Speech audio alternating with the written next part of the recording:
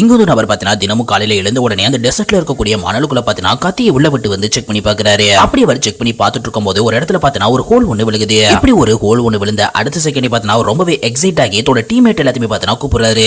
Teammate பாத்தீங்கன்னா ரொம்பவே சந்தோஷமாகி அந்த ஒரு இடத்த வந்து எல்லாருமே சேர்ந்து தோண்ட வந்து ஆரம்பிக்கிறாங்க.